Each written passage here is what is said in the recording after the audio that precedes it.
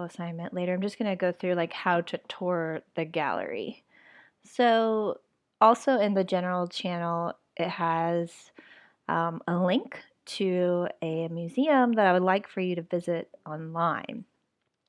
And the instructions, there's some more in-depth instructions here. If you click on see more, it says many institutions offer virtual tours of popular galleries where you can visit and observe some of the most famous artworks in the world.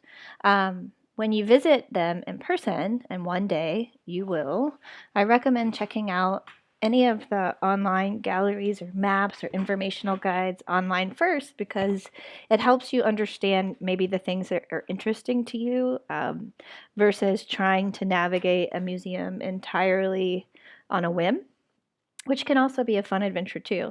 But for me personally, I like to create a plan for visiting a museum on the things that I want to see the most. Some museums, like the Louvre in Paris, which I have been to 3 times in my life, it's gigantic. If you don't make a plan for how you're going to visit the museum, you may miss out on seeing some of the things that you might enjoy and have a response to. And also, I think there was some sort of saying somewhere, I forget where I found this information, but you guys know I would never tell you anything untrue. Um, LOL. So you can visit the museum, the Louvre Museum, every day, open to close for an entire year, and still not see everything that's included in the permanent collection. That's how gigantic the museum is. So this lesson this week is kind of um, doing something that I wish we could do actually in our classrooms. We don't have computers in our art classroom at Mandarin Middle School. So since you all have computers at home right now and are working from them already, taking a virtual tour through a gallery seemed like something fun that we don't normally get to do. So don't worry, guys, if you can't submit your assignment right away. It's really not that big of a deal. I'm not even worried about all of your answers being correct as much as I am about you actually enjoying and experiencing the gallery this week. I also don't want you guys to rush through it just to get it done. So there's two sides to that coin. Take your time, but also don't worry if you get something wrong. It's okay. There's kind of there are wrong and right answers, but I'm looking for effort more than I am 100% accuracy on artist title, date, and whatnot. So kind of the gist of the tour is that you're going to click here on this link. And this is the Courtauld Museum or Institute of Art. It is a college of the University of London. Right now, it's actually temporarily closed. And this whole virtual gallery tour. You can explore other different parts about the museum if you wanted to look at different things. But this virtual tour uses these crazy advanced photographic techniques to actually give you a view of some of the works of art in ways that you wouldn't be able to view them in the actual museum setting. You can get close up, like zoom in really closely, and it's a part of a major restoration and what's it called? Restoration and I forget what it's called. Talking on this microphone and recording it is weird. Restoration and renovation of the museum and the the institute. So once you scroll down, you can click on any one of these rooms. I would like for you to, over the week, explore all of the rooms.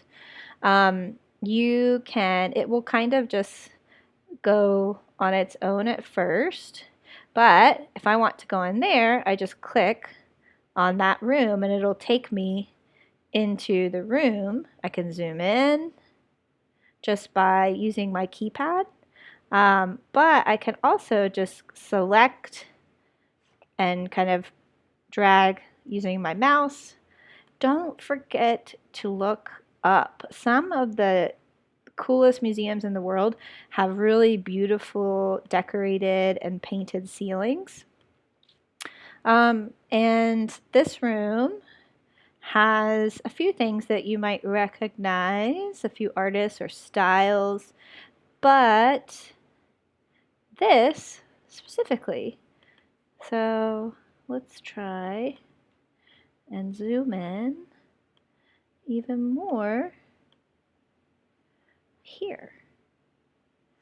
Look how close you can get, and look at all the detail that you can see. Like, you can't get this close to a painting in an actual museum. It's just not possible, especially to a Van Gogh, who we actually looked at in class not too long ago on one of our early release day assignments. And specifically, we talked about this here and how he had an incident, suffered from some mental illness, and cut off his own ear. So yep. You can also zoom in. So when I'm asking for artist title date, you can zoom in and you can read the credit line and the informational text about the work of art. So this painting was done by Vincent van Gogh in 1853 to 1890. That's when he lived. Self-portrait with bandaged ear. It was painted in 1889. The medium, remember, is the materials used to create a work of art is oil on canvas, and this is the information about who owns it. So you can also read that and kind of figure out some more information, which is super fun. If you are done exploring a room, you can go down here to the right corner. And you can, without going back to the main website, you can switch rooms. And it should take you to the room that you select. It automatically gives you a 360 kind of view. It rotates. And then again, if you see something that's interesting to you, you can click directly on it and kind of explore that way. This is an awesome, awesome, very detailed virtual tour that I hope all of you guys enjoy.